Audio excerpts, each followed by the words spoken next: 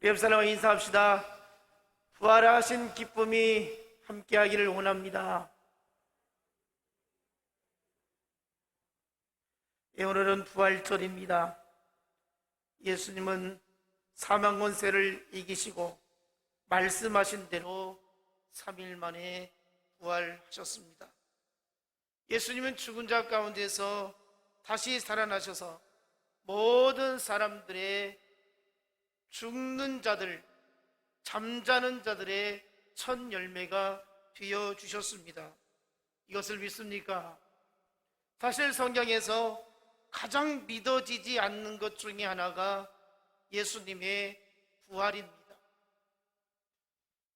사람이 심장이 터져서 십자가에 달려 아침 9시부터 오후 3시까지 6시간 동안 물 한 방울 피 한 방울 남김없이 다 쏟아 부었는데 어떻게 살 수 있단 말입니다. 그러나 예수님은 완전히 죽었습니다. 인간이신 예수님은 완전히 호흡이 끊어졌습니다. 예수님은 무덤에 장사되어져서 다 썩어버렸습니다. 그러나 다시 살아나셨다는 것입니다. 이것이 바로 기독교 신앙입니다. 예수 그리스도를 믿는 믿음의 중심이 십자가에서 죽으심과 또 3일 만에 다시 살아나셨다는 부활하심을 믿는 것입니다. 예수님은 인류의 죄를 대속하시기 위해서 세상에서 온갖 고난과 핍박과 저주를 당하시고 십자가 위에서 달려 죽으셨습니다. 그러나 예수님을 무덤에 가둘 수가 없었습니다. 사단의 권사는 예수님을 무덤에 막을 수가 없었던 것입니다. 예수님은 사망 권세를 이기시고 부활하시고 다시 살아나심으로 심판받아서 영원히 멸망당할 인류를 위해서 부활의 첫 열매가 되신 것입니다. 저와 여러분이 십자가에 못 박혀 피 흘리신 예수 그리스도를 믿음으로 말미암아 그 피가 죄사함을 얻게 하여 주셨고 부활하신 예수 그리스도의 그 부활이 내 영혼의 부활로 다시 나타나게 될 것을 믿는 것입니다.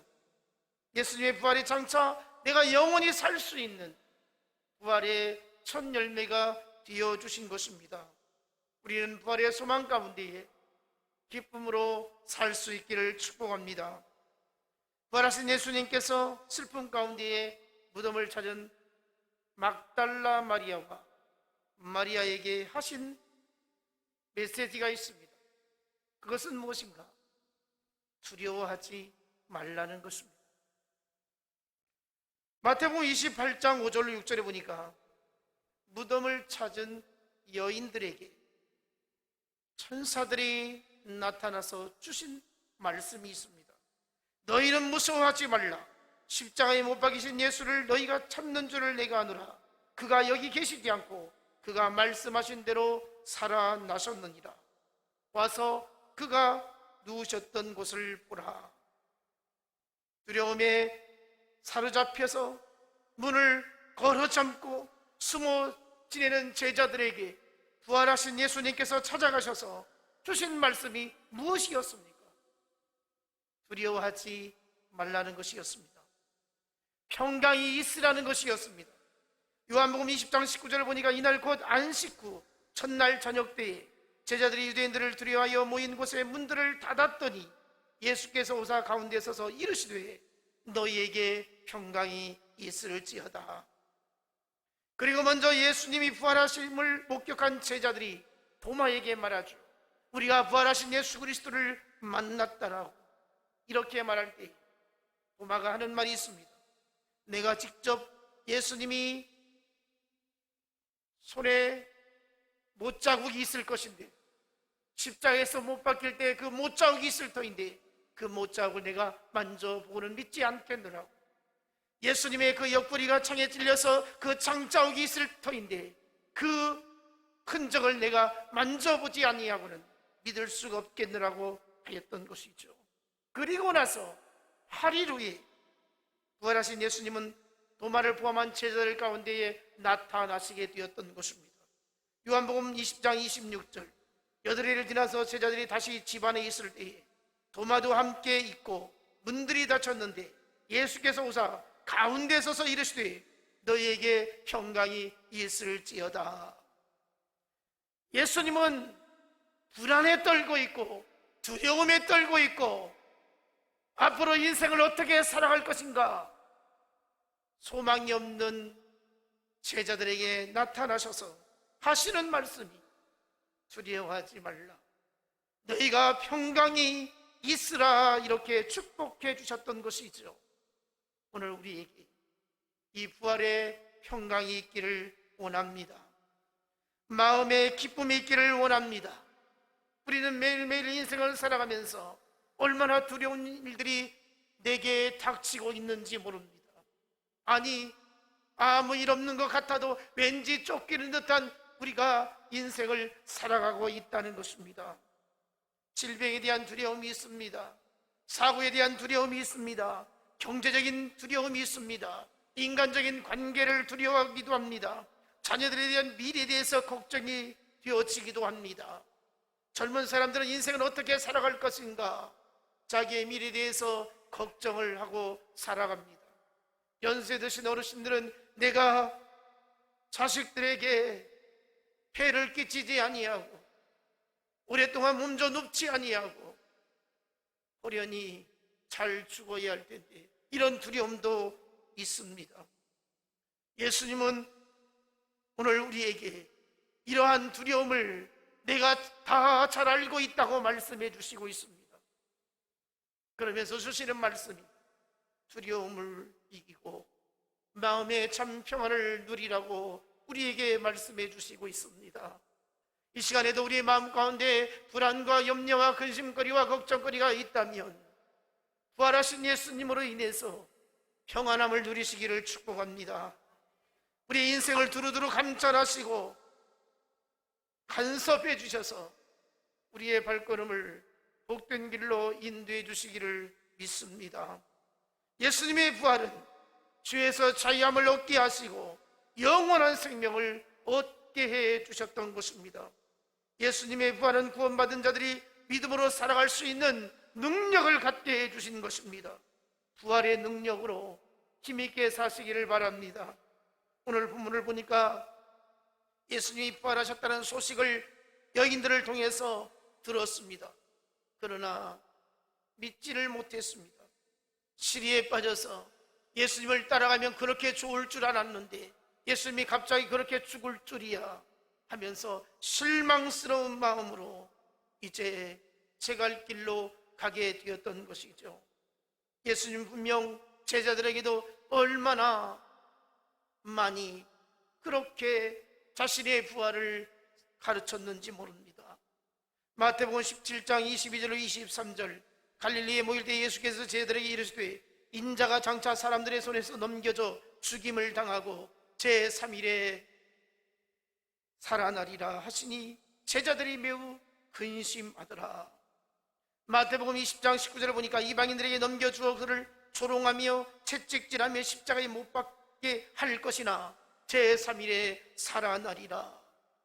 예수님이 부활하신 아침에 두 제자는 부활의 소식을 들었음에도 불구하고 반신반의하고 예수님이 부활하셨다고 하면 예수님이 계신 곳으로 찾아가는 게 아니라 전혀 다른 길로 엠마오로 가게 되었다는 것입니다. 엠마오로 가던 두 제자는 과거에는 예수님을 열심히 따랐던 사람들이었습니다. 예수님이 십자가에서 죽으신 후에도 사도들과 끝까지 함께 있었던 자들이었습니다. 그러나 이 두 사람은 지금 예루살렘을 떠나서 엠마오로 가고 있었다는 것입니다.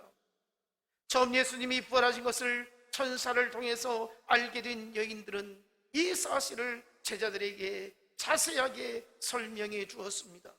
마태복음 28장 7절을 보니까 또 빨리 가서 그의 제자들에게 이르되 그가 죽은 자 가운데서 살아나셨고 너희보다 먼저 갈릴리로 가시나니 거기서 너희가 비오리라 하라. 보라 내가 너희에게 일렀느니라 하거늘. 10절에 보니까 예수께서 이르시되 무서워하지 말라. 가서 내 형제들에게 갈릴리로 가라 하라. 거기서 나를 보리라 하시니라. 제자들이 지금 어디로 가야 하겠습니까? 지금 제자들이 발걸음이 어디를 향해야 되겠습니까? 부활하신 예수님이 갈릴리로 나타나신다고 했으니 갈릴리로 가야 하지 않겠습니까? 갈릴리는 이스라엘 땅의 북부 지역입니다. 그러나 이 두 제자는 이와는 전혀 다른 서쪽의 엠마오로 향하고 있다는 것입니다.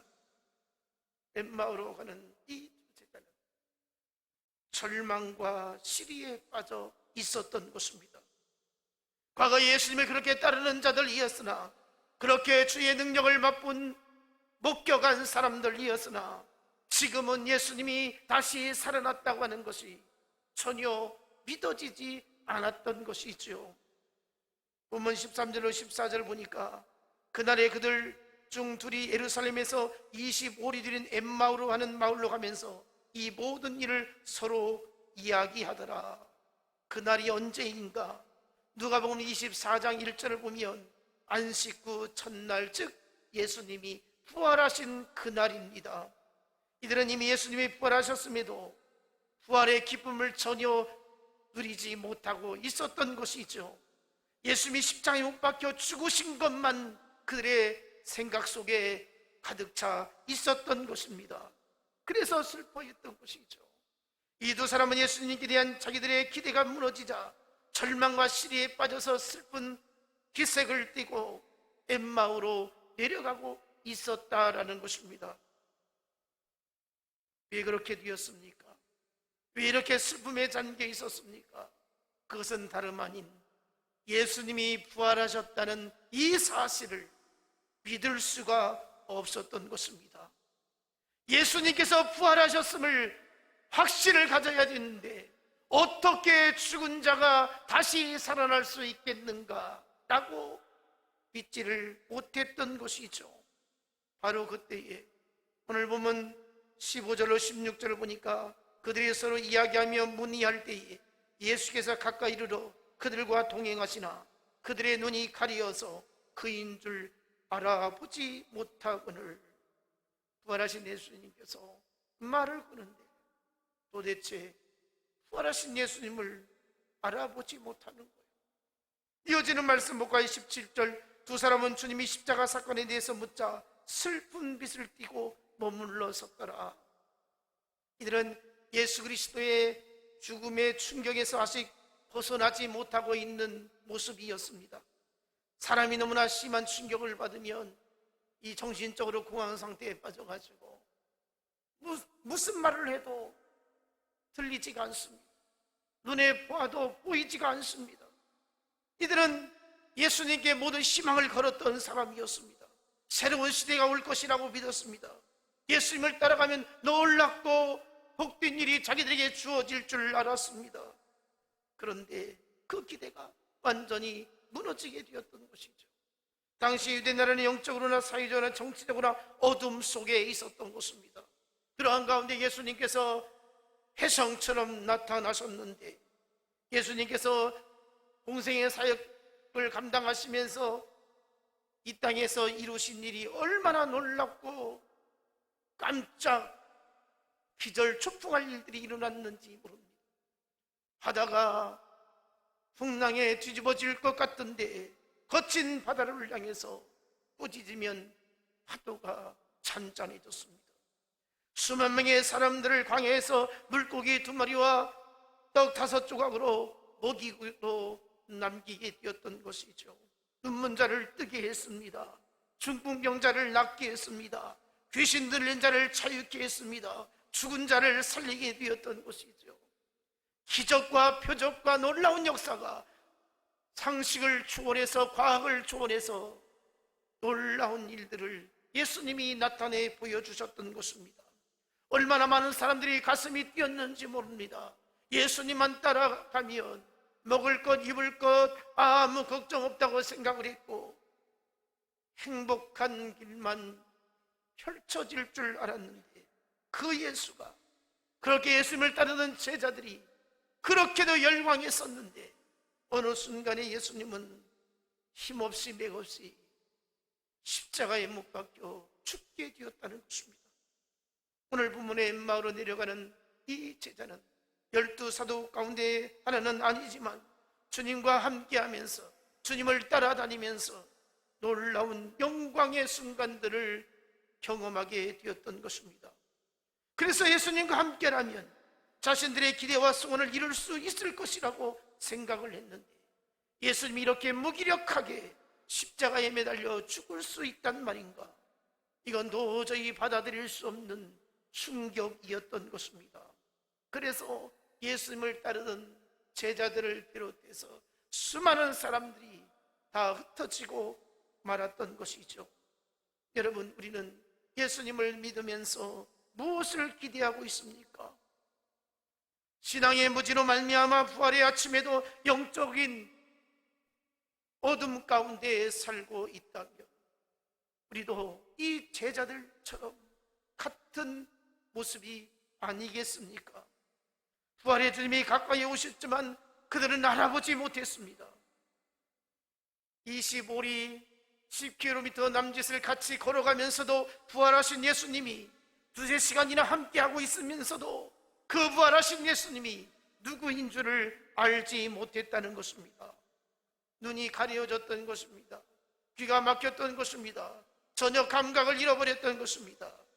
너무나 충격을 받다 보니까 자기가 보고 싶은 것만 보게 되어지고 듣고 싶은 것만 들어지는 이러한 형편이었던 것이죠. 본문 18절 이렇게 말씀하죠. 그 한 사람인 글로바라 하는 자가 대답하여 이르되 당신이 예루살렘에 체류하면서도 요즘 거기서 된 일을 혼자만 알지 못하느냐. 부활하신 예수님이 들어서 지금 무슨 생각을 하실까? 지금 예수님께서 예루살렘에서 일어난 일들을 듣지 못했느냐? 지금 이 제자들이 예수님께 말하고 있는 거예요. 무슨 이야기를 둘이서 이렇게 나누게 되어질 때에 글로바라고 하는 이 사람이 오히려 예수님께 반문을 하는 겁니다. 보아하니 예루살렘에서 오는 것 같던데 최근에 예루살렘에서 무슨 일이 일어났는지 모르십니까? 예수님은 그 일을 전혀 모르는 것처럼 대체 예루살렘에서 무슨 일이 일어났습니까? 라고 다시 묻습니다. 그러자 이 사람이 이렇게 대답을 하죠. 본문 19절 이하에서 이렇게 말합니다. 나사렛 예수에 관한 일인데 그분은 하나님과 백성 앞에서 행동과 말씀의 능력이 있는 선지자였습니다. 그런데 대제사장과 지도자들이 그분을 십자가에 못 박혀 죽였습니다. 우리는 그분이 이스라엘을 구원하실 메시아라고 기대했습니다. 지금 이 일이 일어난 지가 3일째입니다. 우리 중에 어떤 여자들은 오늘 아침에 무덤에 갔는데 그 예수가 살아났다고 합니다. 예수님의 시신을 발견하지 못했다고 합니다. 그리고 천사가 그렇게 가르쳐 줬다고 말을 합니다. 우리와 함께 있던 제자들이 무덤으로 갔었는데 그 여자들이 말한 것처럼 사실 그렇다고 합니다. 그러나 우리는 믿을 수가 없습니다. 그런 말을 듣고는 있지만 도대체 이건 있을 수 없습니다. 이렇게 말을 하게 되죠. 이 말들은 부활하신 예수님께서 하시는 말씀이 참으로 답답하십니다. 어찌 당신들은 선지자들의 말을 믿지 않으십니까? 선지자의 글은 그리스도가 고난을 받고 그의 영광에 들어가야 한다고 나와 있지 않습니까? 부활하신 예수님은 모세부터 시작하여 모든 선지자들의 글과 메시아에 대한 성경 말씀을 아주 자세하게 이 두 사람에게 설명을 해주게 됩니다. 예수님은 그들에게 구약의 예언이 어떻게 이루어졌는가를 설명해 주었던 것이죠. 예수님이 들려주신 이야기는 바로 구약에 말씀하신 예수 그리스도 메시아가 이 땅에 오셨다는 것입니다. 그 그 예수가 십자가에 못 박혀 죽으셨다는 것이고 그 예수가 다시 살아나셨다는 것입니다. 이렇게 상세하게 풀어줄 때에 이 두 사람이 깜짝 놀라게 되어집니다. 이제 예수님과 함께 날이 저물어서 밥을 먹을 자리에 들어갑니다. 그리고 식탁에 앉아서 떡을 떼어 주십니다. 그랬더니 그들의 눈이 밝아지기 시작합니다. 아, 이분이 바로 부활하신 예수 그리스도구나 깨닫게 되어졌던 것이죠. 그제서야 깨닫게 되어졌던 것입니다. 오늘 주신 말씀 31절을 보니까 그들의 눈이 밝아져 그인 줄 알아보더니 예수는 그들에게 보이지 아니하시는지라. 비로소 이제 알았을 때 예수 그리스도는 부활의 몸으로 호련히 사라지게 되어졌다는 것입니다. 중요한 것은 그들의 눈이 밝아져 그인 줄 알아보았다. 예수인 줄 알아보았다는 것입니다. 나중에 이 사람들이 서로 이렇게 말하죠. 32절에 우리에게 성령을 풀어 말씀해 주실 때에 마음이 불타오르는 것 같지 아니했느냐. 부활하신 예수 그리스도가 성경을 풀어주실 때에 우리의 가슴이 그때 뜨거워지지 아니했느냐. 그리고 가던 발걸음을 돌이키게 됩니다. 그들은 엠마오로 가는 발걸음이었지만 부활하신 예수 그리스도를 만나고 이제 가던 길을 돌이켜서 예루살렘으로 돌아가 제자들에게, 예수님의 그 사도들에게 우리가 부활하신 예수님을 만났다라고 두 사람은 자기들이 경험했던 일들을 아주 자세하게 설명을 하게 되어지는 것입니다. 사랑하는 우리 진실교회 성도 여러분, 우리도 부활하신 예수님을 만나야 됩니다.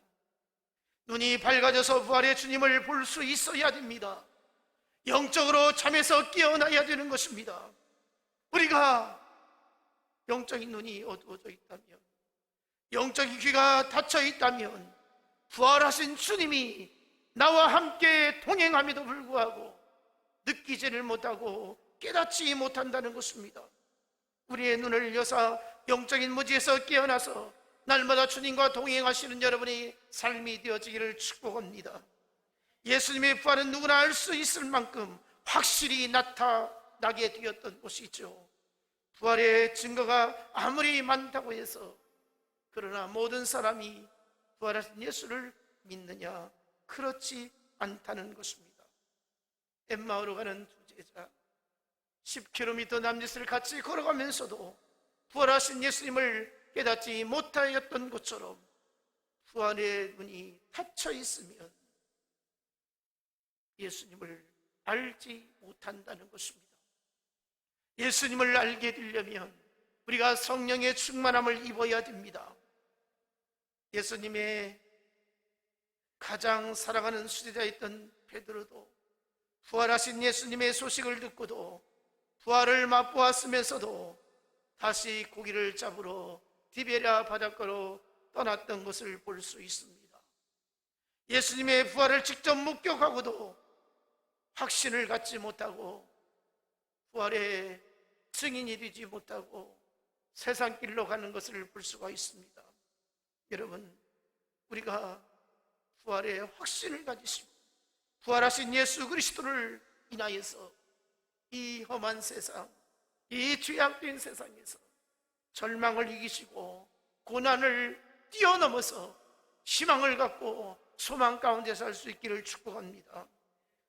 엠마오로 도망을 치던 그들은 날이 어두워졌고 지친 몸이었지만 33절을 보면 곧 그때로 일어나 예루살렘으로 돌아갔다. 부활하신 예수 그리스도를 만나는 순간 그들의 눈이 뜨여져서 다시 자신 예수 그리스도의 증인이 되었다고 말씀을 하고 있는 것입니다. 부활은 일상 속에서 끊임없이 그 부활의 삶으로 살아가는 것입니다. 일상 속에서 날마다 부활의 주님과 동행할 때에 어떤 위기가 찾아오고 어떤 불행이 찾아오고 어떤 아픔이 찾아오고 어떤 곤고한 일이 찾아와도 부활의 주님이 나와 함께 하신다며 우리는 이겨낼 수가 있는 것입니다. 참으로 어렵고 절망적인 일들이 수없이 우리 가운데 찾아올지라도 부활하신 예수 그리스도를 마음에 모시고 살아갈 때에 넉넉히 이길 수 있는 은혜가 있을 줄로 믿습니다. 고린도전서 15장 20절을 보니까 예수님의 부활을 잠자는 자들의 첫 열매라고 이렇게 말씀하고 있습니다. 예수님의 부활은 우리의 부활을 보장하는 것입니다. 예수님이 부활하셨으니 예수 그리스도를 믿는 자는 부활하심을 믿습니다. 오늘 우리가 이 땅에 살고 있지만 언젠가는 이 땅을 떠나게 될 것입니다. 그러면 먼저 죽은 자가 부활하게 된다고 말씀하셨고, 산 자는 예수 그리스도의 천국잔치에 들림받게 되어진다고 말씀을 하고 있으니 우리에게는 죽음도 두려움이 없는 것입니다. 이 땅에 살아가면서 그 무엇이 우리를 가두어둘 수가 없습니다. 죽음으로부터 자유로움을 누릴 수 있는 것이 바로 부활하신 예수 그리스도를 믿는 것이고 부활의 소망 가운데 살아가는 것입니다. 요한복음 11장 25절 26절 예수께서 이르시되 나는 부활이요 생명이니 나를 믿는 자는 죽어도 살겠고 무릇 살아서 나를 믿는 자는 영원히 죽지 아니하리라. 이것을 네가 믿느냐? 우리의 생명이 맞으면 바로 천국잔치에 들어가서 영원히 살게 될 것을 말씀하고 있습니다. 십자가의 죽음은 절대 절망이지만 예수 그리스도의 부활은 절대 희망이 되어지는 것입니다. 오늘 부활주일날 우리의 심령이 부활의 기쁨으로 충만하시기를 원하고 부활의 소망이 넘치시기를 바라고 부활의 증인이 되어져서 이 땅에 살아갈 동안 여러분의 인생이 날마다 새롭게 부활의 영광을 누릴 수 있는 복된 인생이 되어지기를 주님의 이름으로 축복합니다.